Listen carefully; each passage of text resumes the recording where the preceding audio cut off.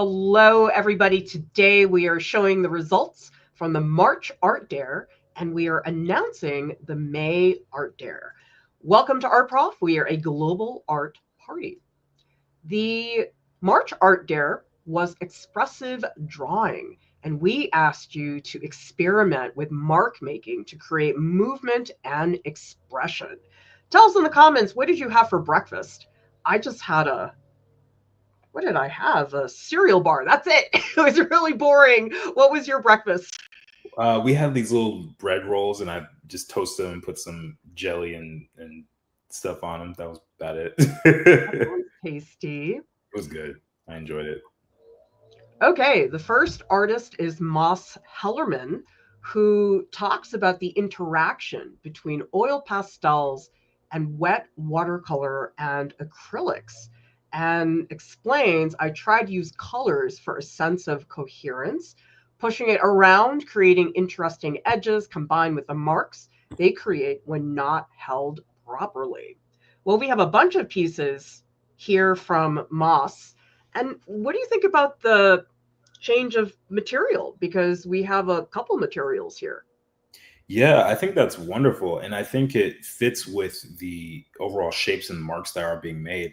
And the one thing I noticed as I was looking at this from the wide shot, yeah, the full view, is my eyes don't stay in any one place for very long. Like I'm constantly going here and then here, and oh, that's different. Oh, that's different. Oh, that's different.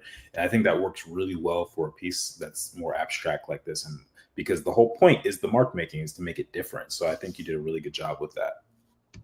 And definitely Moss taking advantage of that resist, because oil pastel is oil based and then you have water based media. So it creates this really wonderful sculptural quality to the oil pastels, which are gritty, sort of thick. But then you have areas in here where the paint is very light and very delicate. That's a really wonderful way to work when it comes to mixed media, is to really take advantage of not just the look of each material, but what is their interaction at the same time.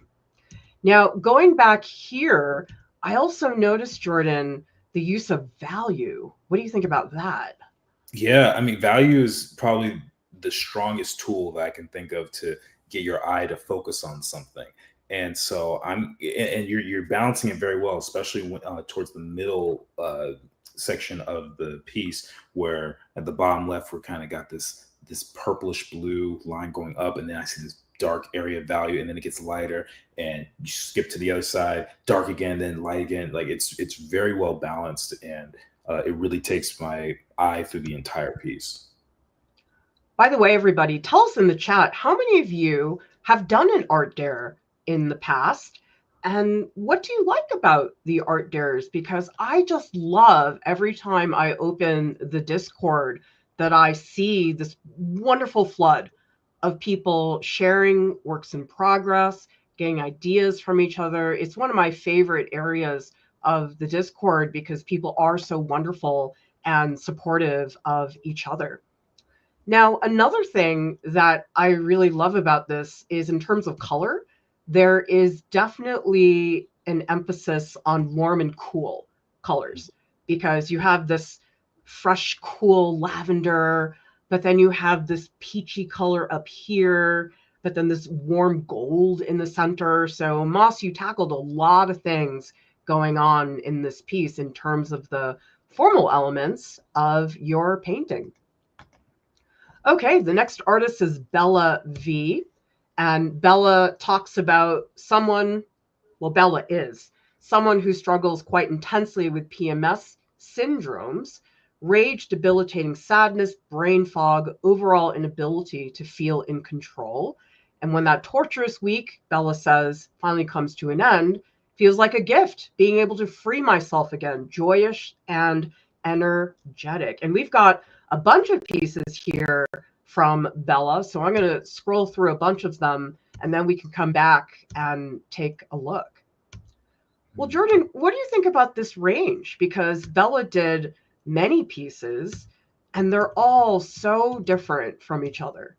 Yeah, well, it reflects the variety of emotions and feelings that are expressed in the artist statement. There was frustration and anger, and then you have the brain fog and sadness, and then it goes to the joyous gift and energy feeling. So I think you see all those things happening in these pieces in a variety of ways. You have some that are that have a softer energy, and then some that are much more, I guess, erratic and very, I guess, impulsive would be a good way to put it, where it just feels like a very dramatic kind of feeling, like this one here. So yeah, I definitely get that sense of emotion as I'm looking at each of these. One thing I'm noticing, Bella, in these drawings is the way you are working with physical pressure of the material. For example, this one here is just a little sprinkling of the material. I'm guessing that it's charcoal. Now here we start to get this movement. I don't know if you used your hand. I mean, Bella, I don't know if you're in the chat, but if you are, let us know. What did you use to make this? It looks like smearing with your finger. And then this one interests me, Jordan, because by itself, it may not show what it's about, but this is a piece when contextualized with the other ones, we can understand its role in the sequence, the story that Bella talks about that week. Mhm. Yeah, I think a lot of the things I'm seeing here expressed are having to do with movement. Each one of these, I feel like the hand didn't stop moving while working on it. Like even this, I just imagine a bunch of red, and then as soon as the red was done, you pick up the black and go chun chun chun chun. And I feel that with the one that you were pointing out with the all black charcoal, I just get the sense that there was a constant flow and stream of ideas here. And I also love the intensity of the marks.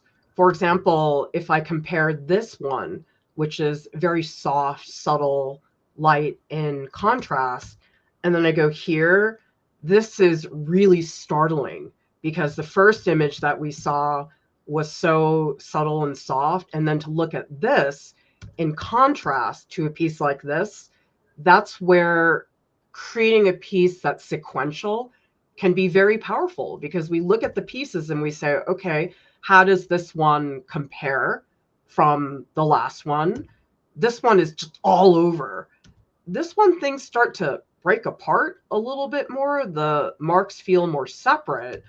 But then I come here and all of a sudden there's this almost crunchy quality to the marks. And I really enjoy, Bella, seeing some of those differences. Well, we have some good comments here about the art dares. So Scarf and Tea says, I love the community of art dares, all of us working on a common idea. And Butter says, I was afraid of the dares at first. Now it feels like we're in a class together, which is fun for me because I've never been to art school. Yeah, Jordan, there is a little bit of that, hey, we're all in the same boat, right? Yeah, definitely feels like a class assignment in a sense. It's like we all get the same prompt, but it is always fun to see what people imagine, because when you're in art school and you have people, let's say a class of 10 people, all these different life experiences and perspectives coming in and interpreting one thing, it means something so vastly different. I can't think of a time in school, and talking about undergrad or graduate school, where people came up with something that looked remotely similar. I mean, yes, there might be something in common, like you might have a car in both images or a person or something, but the way that it's interpreted is completely different from anybody else. Angel had a rainbow smoothie. What is that? Is that just its pretty colors? I would love to know about that. Neil had hot dogs. Butter had dumplings. Oh, I would like to have dumplings for breakfast. Okay, well, maybe I'll be able to do that someday. Okay, the next artist is Elisa, who says, this art dare really made me stretch my mark making using kitchen utensils, holding my brush at the extreme tip. Well, I know you're a fan of pencils, Jordan, but it is fun to switch it up to a fork or something. Yeah, I will say I've never tried a fork as an art material before, at least not since I've been a grown up. Maybe when I was a kid. I told you guys my mom had a table full of random art supplies. Maybe I used it then, but I've never done that as an adult. But it seems like it gives some really fun, unique results. One of the fun things about the art dares, and especially being in our Discord, is that I've been working with several of you for quite some time. And Lisa, I've seen your work in the past. Beautiful paintings. I think, Lisa, you did one of a woman with a beautiful hat for one of the previous art dares. But then when I look at this, it's so different stylistically. And that's one of the things I really like about the art dares is that it is an opportunity to step outside of what you typically do. Try a material that you've never done before or a subject. And the nice thing is that because we know it's just for the month, it doesn't feel like a gigantic commitment. And I love that you have, okay, you've got this portrait, this piece is very abstract, and then this one's another portrait. And I'm wondering, Jordan, what do you think is the difference between this portrait and this portrait? I think with the first portrait you showed, there's a lot more focus on trying to get things to be accurate, like a more traditional portrait that you would see in school. And this, I don't know what order this was done in, but it feels like this one could have been first, where just trying to see if I can get to look like a face. But then the second one, it seems much more exploratory. Like it's combining the portrait and some of the other pieces that you did and putting it into one thing. Whereas um, the concern about how to get this to look more like a face or how to get the volume here, like that's not doesn't seem as much of a concern. It's just more free flowing and it feels more loose and experimental. One thing I hear a lot from all of you is that you want to learn how to draw in a way that is not photorealistic, but is not abstract. Tell me in the comments, is that something you've wanted to do in the past? Because obviously there's a lot of gray area in between those two things, but it is something that I think is challenging for a lot of people. And that's why expressive drawing, I think, is a great opportunity to explore that gray area. And what's really cool about this is totally face. Like I am not going to mistake this for something else. And yet some of my favorite parts of it are not the face. All the marks at the top, those like deep, dark shapes in the middle, all the splattering. Why do you think we know this is a face, Jordan, even though it's not as clear cut as this one? I think it has to do with the proportions, probably. There are certain things that we are hardwired to see in everyday life, and one of those things is a face. And so I see the two eyes, I see the one nose and one mouth. Like we're just so familiar with that. Not to mention you have the ear on the side as well. And so I think with that base, even with as you put less information here about the face concerning the face than you did the other one, I think we read it very quickly and we read it as something even more abstract because of all the mark making you did and the things that you're doing outside of the face, like the drips and the scratches and all the different marks you put.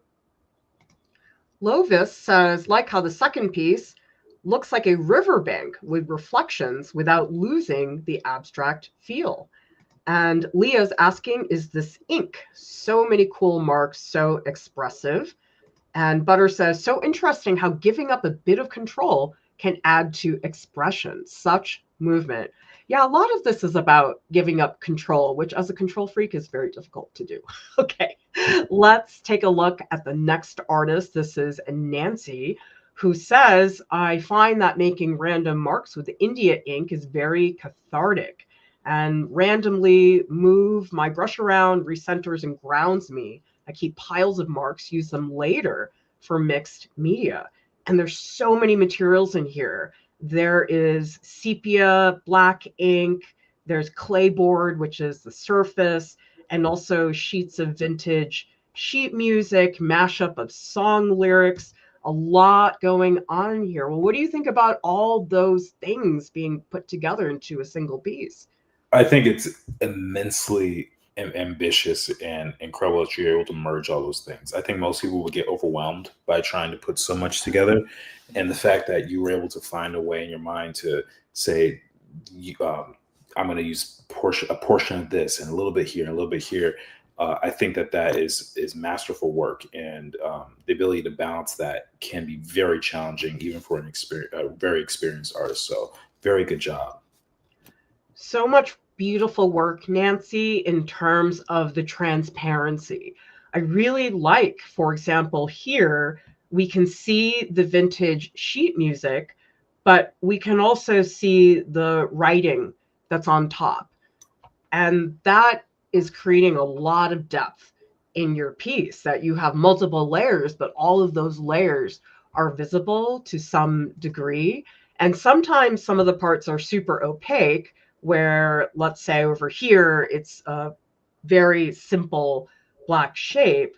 But I think there's so much to look at here. This is a piece where it's almost like an archaeological dig, where I want to just comb through the layers and see what is going on in here. And I just think that's really hard to do, because sometimes the more you add, the more messy and difficult to control it is. But Nancy, you made it work for yourself. Now, what about color, Jordan? I like the simplicity in the color. Can we actually zoom out to see the whole thing? Yep. Yeah. Oh, here it So is. I like how it's just primarily blue and like a rusty orange color. I think just using those two complements is already incredibly strong, and you don't need to do much more than that. I think I think the simplicity of it is what makes it beautiful. And if you had done more, I think it would have become too much. I think there is such a thing as putting too much in a piece, and so by limiting yourself with the color palette, you're able to explore more, and I think people are able to see more and observe more as they're looking at this. Tell us in the comments, how many of you guys have worked with mixed media and also collage? Leah says, reminds me of collage. So wonderful, the things we can come up with when we combine all sorts of different things and surprise ourselves. Butter says, so much for the eye to feast on, but you don't get sucked into the trap of wanting to read the writing. Yes, it's really difficult anytime you add text to a drawing or painting, because I do think sometimes we get really wrapped up in, oh, what does that say? I can't read it. I can read it. But I did notice there's one bit of text down here that is very easy to read. This other writing here, you just don't even bother. Like, you're not going to be able to read it, which is why this little moment of clarity, I think, is really wonderful to see. And Moss, I believe you are the person who we talked about a few artists ago. I hope it is you. Anyway, hello, who says great blue-orange contrast without making them feel overwhelming. June says mixed media is not just a choice. It seems the thing that happens. Oh yeah, sometimes the artwork controls you. It's like, you're going to do this. By the way, everybody, I want you to know that Art Club, this is the best program we have. And it is the biggest bang for your buck out of everything that we offer. It is the program we have that I am the most proud of. And Jordan, this took a while. We spent years developing Art Club. Yeah, I mean, Art Club started off as something that we were just testing out and trying out, and now, since we've had several years of experience behind us, we're able to take all the positive experiences and then all the negative ones, get those out of the way, and create something fresh and unique. So I really recommend you guys become a part of that if you are not already. Also, I totally overhauled the Art Club page. The link is in the description. There's a ton of step-by-step, really clear-cut instructions, a lot of information for you guys to take a look at if you're thinking about Art Club, because the tiers are $30 and $60, and you get a lot. You get open studio sessions where we talk to you on voice, where you work on your personal projects. We have weekly voice chats where you can drop in and get advice on voice from many people. I do audio critiques. These are usually about 2 minutes. I provide a transcript, and it's wonderful because I get to see the ongoing process. We do have public critique channels in the Discord, but I don't do critiques in there. And so you don't get feedback from staff, and they're also not on audio. And it's also just such a great group. There are people in Art Club I've known for years. And Jordan, I know sometimes, when you have to meet a new instructor, it's sort of a lot of work. Yeah, it can be intimidating, it can be scary, but since we built up this community over the last few years, it is great. Kind of, it actually feels like a classroom. It feels like you're going through the years in school with different people and seeing how they progress. And in fact, I think we even get more time because it's not just like a 10-week or a 13-week semester. We get years with you Yeah. guys. So it's just wonderful to see how you guys develop. If anybody here is in art club, we'd love to hear from you. If this is something that you've enjoyed, how it's enriched your life, because I think the main thing is that when I'm trying to search for answers online, it drives me bats. You watch 5 videos, oh, they don't have the thing you're looking for, and oh, that's confusing. If you guys come to art club, we'll just drop the answer in your lap. No searching, no wondering. You probably trust us, I hope you do, to give you correct information. And so this saves you time, because I know a lot of people, you're just banging your head against the wall trying to find the thing. So I recommend Art Club. I'm so proud of what we've built here, and I would love for you guys to be a part of that. Okay, next artist is Bimogene. This is Bimogene's first attempt at expressive drawing, and these are amber fossils filled with critters and debris. I like the contrast of a smooth, polished surface with a bunch of random stuff inside. And so close up, these are very scribbly, but from a distance, Bimogene says, I hope they can be seen as bugs and other ancient animals. Well, what do you think? Well, I think uh you can definitely lessen the concern because I see the bugs, I see the critters. I don't have any problem seeing that. I think it's really cool that you were able to figure out how to create these creatures inside this casing. I don't know exactly what the liquid would be called, but I love how we could see that shining on certain sides. How we could see that there are certain parts that are a little bit blurrier than others. There's certain parts that have some subtle distortion.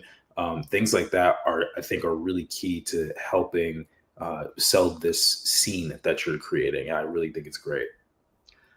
One of the things that is really common in Impressionism, I'm thinking about that because we have an Impressionistic workshop coming up this Saturday, is people talk to me about how, okay, if you look at, for example, a Monet painting really close up, it doesn't look like anything. It just looks like dots and blobs and colors and things like that.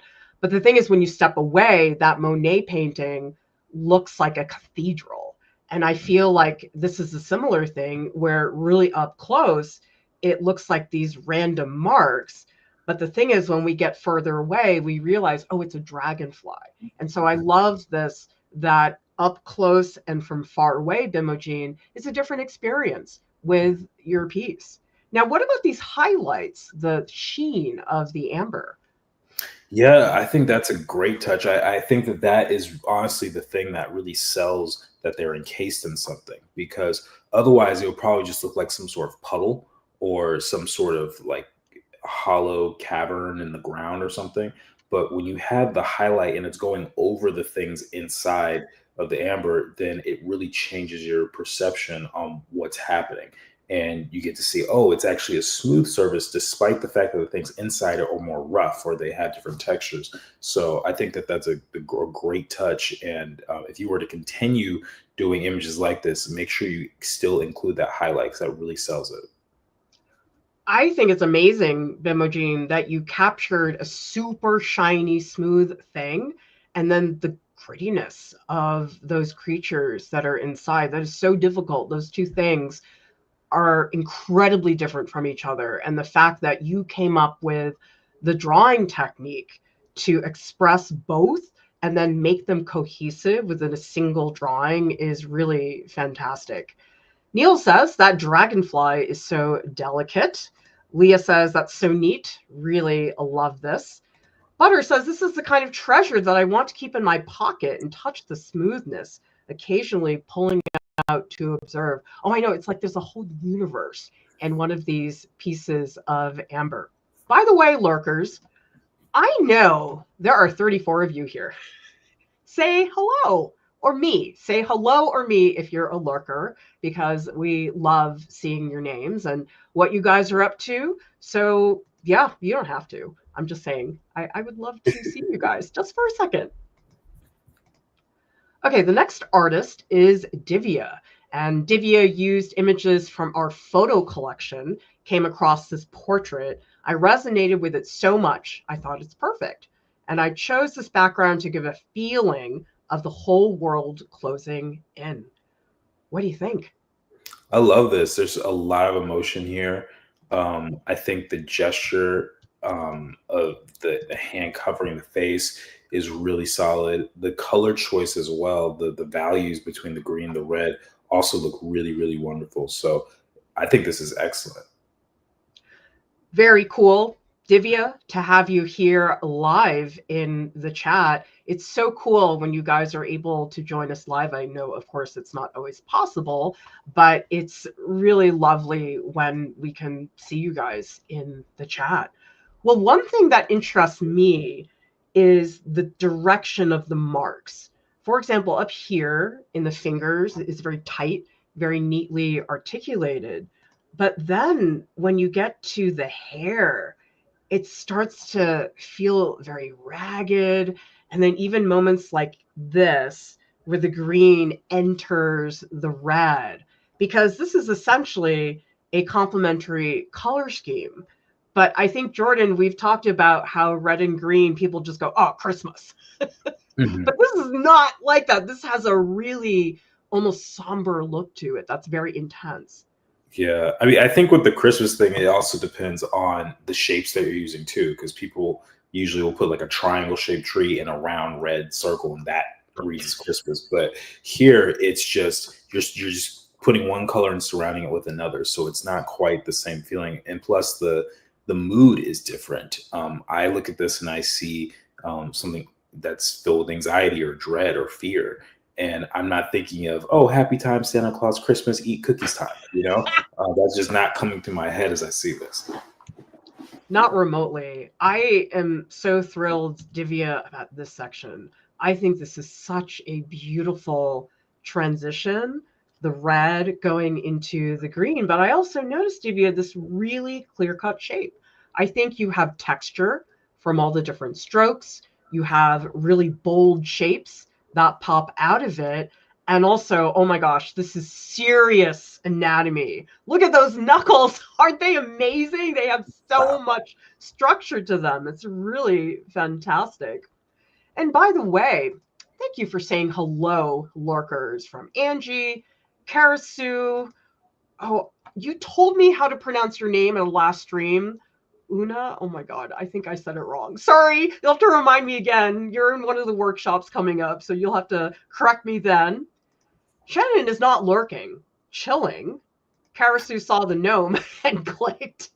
And Shy Wave from Angel, thanks to you guys, I got my foot into an art college. Just need to build my 20 pieces for a portfolio. Well, good luck with that.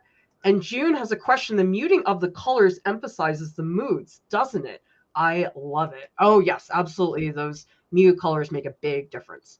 Okay, next artist is Dana B, who says, before I found you, I was stumbling along looking at a multitude of how-to videos. I've been doing mostly realistic art, wanted to change it up. Most people who looked at these said they liked my realistic artwork more, even though I found the style very freeing and fun. Haven't worked like this again. And the inspiration is from Northern Lights, Reflection in the Lily Pond, let the color and line in work inspire me. What do you think? This is a big departure for Dana. Yeah, no, I think this is great. I love the abstraction here, and I love that you're taking in a small piece of a scene. From what I'm gathering, this is like a reflection in a pond or a lake or something, and I think this is really, really beautiful. I love the textures that you're getting with the different plants. I love how the piece is split up by the barks or the trunk of the trees, and it looks really, really good. One thing that I'm noticing in here is just there's so many colors in this one spot. Everything is in there. And that's the type of thing most of us don't want to use that many colors because it gets overwhelming really fast.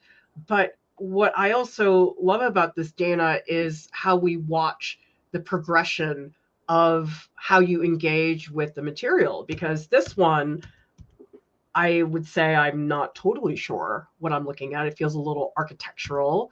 And then we also have this one, which feels like a landscape, but it could also be an abstract piece. What do you think about that? Yeah, I think that's the fun in doing something at such a close viewpoint, like seeing things from only so far away, because um, you can have something that's more abstract, you can have something that's more naturalistic or more realistic, and I think that's part of the joy of being able to interpret the artwork for yourself. So I think that this is a wonderful example of how to shift gears and create something that's a little bit different, but still holding that same essence of what you're working with in the earlier paintings, like with the city, the building. Yeah, beautiful marks in here. If you don't know about artist Michael Mazur, look him up because he does incredible landscape paintings. I'm going to put his name into the chat. One of my favorite artists, and some of the marks for me are reminiscent of that. Okay, we got some prizes to give out, everybody. The honorable mention goes to Nancy. Congratulations. And the prize winner is Dana B. Congratulations, everybody. We're so proud of you. Guess what, everybody? We have an unboxing today. I love it when I get Art Prof mail. Look at it's so pretty, you guys. Ooh, Look at that. that's really Got cool. clouds and gold marker. You guys can send us Art Prof mail anytime you want. The address is on the contact page on our website. Okay, I love it. Let's see. Ooh, it's got wrapping. Oh, it's soft. Okay. Oh, there's many things. Okay, let's see. What? Oh my gosh. Is that a scarf? I think so. It's so soft. Oh, and it's red. Thank you. This is from Coffee, by the way. Coffee in the... Oh my God. I love this. It's so... Oh my God. I love this. What? Okay. Looks like... What are these? Washable colors. Are these markers? Looks Oh like no, it. they're paint sticks. Crayola paint sticks. Oh, I'm so excited to try this because I just did that RNF oil stick stream, and this is way more affordable. Okay, let's see what else is in here. Oh, we have a cute little rainbow pencil. We also have, what is this? Is this tea? Northern Country Magic. Oh, it's coffee. Oh, it's coffee from Coffee. I love it. We also oh, okay. You know what I like. Coffee. Dark chocolate coffee crunch. Ah, this is making me so happy. Woo, I got more coffee from Coffee. Oh my goodness. Mountain Morning Medium Roast. Oh, I'm so excited. You could have a good afternoon. Oh my gosh. Look, it looks just like the WPA posters. I love those posters. Oh my gosh, that's so sweet. Coffee says, just a small gift to let you know I see how hard you work to make art education freely available. So appreciate the work you do. Okay, so we have some locally roasted coffees, local chocolate, fun, cheap paint sticks, and oh wait, I have to open this because it's in plastic. But, oh my God, I'm really bad at this. Okay. I love unboxings. Who here likes unboxings? Tell me in the comments. I do, especially when I'm the one doing the unboxing. Okay, the cowl is one I knitted from some merino wool. I spun. What the heck? The narrow end can be pulled through the loops to keep it in place around your neck. Oh, wait, the narrow end can be pulled. Oh, like this? Wait, so you pull it through the loop? So it goes around my neck? Wait. Am I wearing it right? I don't know if I I think am. that's it. Is that it? That, Look, you that's guys. Look at how cute that is. Oh my gosh. I really, really like that coffee. Thank you.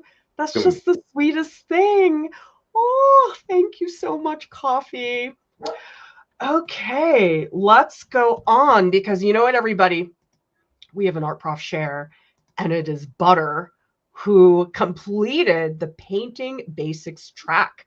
If you don't know what these are a sequence of video lessons and prompts that you guys can follow independently.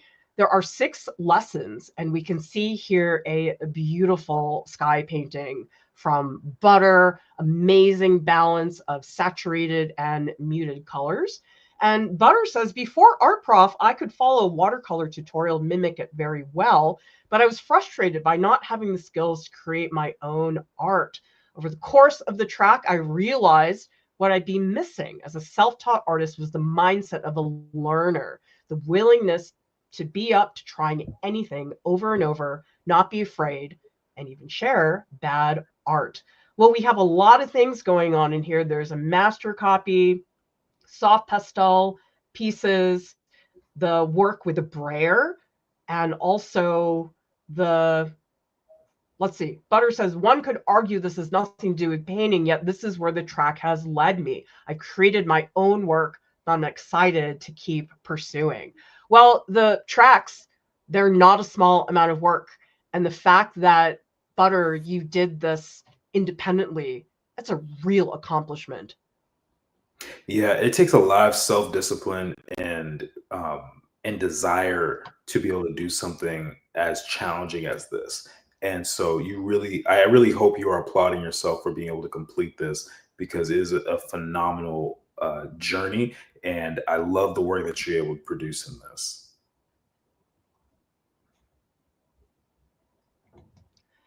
Yeah, and all of these pieces, what I notice, even though they're so different from each other, Butter, there's so much emotion in these pieces. Like this one is so smoky and dark, and it really feels like a landscape which has been really savaged in a way. But then I look at this wonderful white on white still life, these fantastic thumbnails, and this is just a feast of images and shapes and lighting. And then seeing this come out of it is just the most extraordinary thing. And then pieces like this that feel like they have some kind of narrative. And then look at this beautiful flower piece. Isn't the value range amazing? Oh, definitely. I love seeing how as the flower gets darker, going outside of the center of the focal point, the value just keeps decrease or keeps getting darker and darker, and you can still see the edges of everything. It looks wonderful. And these are the brayer pieces. Brayers are those rollers that you use. I cannot believe this is brayer butter. That's just incredible that you could make an image like this with such an awkward tool is just the most fantastic thing. And we also have some congratulations from people from Angie and a scarf and tea, Leah, June. We love it so much when you guys support each other. Una says that's an amazing sky with the smoke. And this fish, I mean, I cannot believe how much work you made, Butter. It's really fantastic. Okay, everybody, let's talk about the May Art Dare, which is fairies, gnomes, elves, and trolls. So we're going to do a deep dive into some fantasy illustration. I love those Lord of the Rings movies when they came out. I haven't read the books. I know I feel really dumb doing that. But Jordan, I think there's something to be said about fantasy creatures that are well established and then creating our own interpretations. Yeah, there's something about it- in the cultural, societal context of how these creatures are supposed to look. I think we've seen a wide variety of them, but there's so many people who have not had a chance to design them yet, and they can add a fresh new take or a fresh new spin on it. And I think that that's really valuable because it helps sort of reimagine what these things could look like. The best example I can think of is when Harry Potter came out, there was a different perception of what wizards looked like after that series came out. And so this could be an opportunity to do something similar with the creatures that were named. This is Alan Lee. He's with John Howe, one of the quintessential illustrators of Lord of the Rings. And he just has this incredible sensitivity with how he shows light. I think he does an incredible job really showing that ethereal quality that at least I really associate strongly with the elves. But this is a book I grew up with. Tell me in the comments how many people know this book. But Jordan, you know when you have a book as a child and you have every corner of every illustration memorized? Mm-hmm. Usually happen with movies for me, but yes. Yes, I know. But great comment from Baba Yaga. I love, oh dear, I don't know how to say this name, Brienne Portvlate on the cover. He's amazing. There's a museum of him on an island in the Netherlands. Oh my gosh, I never knew that. Oh man, I need to get to the Netherlands. Between that and the Rijksmuseum, I really want to go. But here's the thing. I love these trolls. Aren't they just terrifying? Oh my gosh, I wouldn't want to meet one. Yeah, yeah. Those claws on his feet. Oh wow. I think the eyes are super, super creepy. Like something about how they're just these little dots is really intense. And tell us in the comments, what are your favorite fantasy stories or movies or illustrations? Because I think that there's such an incredibly rich history to all of these characters. And people are still making images of fairies. This is Brian Froud, who actually was a concept artist for The Dark Crystal. And I think those of you guys who have seen that film, tell me in the comments if you have, probably can see some of that influence in these illustrations. So for example, this is one of his concept art drawings for The Dark Crystal. This is for one of the Skeksis. Do you have any favorite fantasy movies or stories? I feel like you're not as into fantasy. Uh, there was, yeah, I'm not a super like fantasy guy. There are some things that have fantastical elements that I like, but I don't know if that would be like actual fantasy. Like I like there's a game called Jack and Dax that I really like. It has some fantasy elements in there. Yeah, Harry Potter. I grew up on Harry Potter as well. Lord of the Rings. I didn't even watch Lord of the Rings until like 2019, 2020. Crazy. I only saw 2 or 3 movies. Well, it's not even my fault. First of all, you had to own it, and no one who owned it that I knew of wanted to watch it because it was like 3 hours long. They're like, I want to do this or this. You just watch it on your own time. So I just lost the interest eventually. So It is very, very long. So a question from Anna. This dare is any fantasy creature or just the ones you mentioned? Just the ones that we mentioned.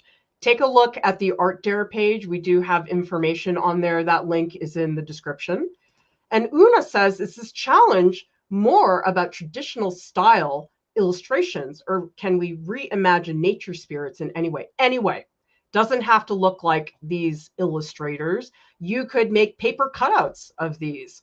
Maybe a more simple children's book illustration type of piece would be just fine. And if anybody wants to make 3D gnomes out of clay, hey, go for it. Any kind of style. Don't feel like you have to make work that looks just like this. Neil says, we don't have a direct equivalent of gnomes and elves in our culture, but we do have small mythical creatures called, oh, I can't pronounce this, Duende and Nuno. Can I paint those instead? You hit a very, very specific question that I did not have an answer prepared for. But if they're the equivalent, yes, I think that would be just fine. Because obviously gnomes and elves, they're in many different cultures. But that's the idea, is they have to be something like that, even if their names are not technically troll within the context of a culture. Ma says, my mother read a lot of Swedish children's books full of trolls to me and my sibling. Always loved them as a child. Karasu saying, would doing something with mermaids be okay for this challenge? I'm planning mermaid. Nope, we're staying with the trolls, elves, Gnomes, and fairies. That's what we are working on. And Leah says, I love dark fantasy movies like Pan's Labyrinth by Guillermo del Toro. Yes, that was an incredible film. Now, the Art Dare Leap is to create an artwork with one of each of these creatures. And remember, hang out in the Discord in the Art Dares channel. You can submit your stuff here. Just go to the pin message. And if you don't know what to do, just at moderator and one of us will help you. We do love sharing your art dares throughout the month. Please tag us, put us in an Instagram story. That is always so wonderful to see what you guys are doing. Visit artprof.org because that is where the Art Dares page is. And if you guys scroll down, you will see we do have a Google form. So if you're not in the Discord, you can certainly use this. We are going to do a live chat right after the stream ends. That's going to be in the discussions channel. That is under the live streams category. And Jordan and I will be there to chat about more things. Remember, our beginner's guide to color is out. This is 150 pages. Again, I'm so proud of our staff.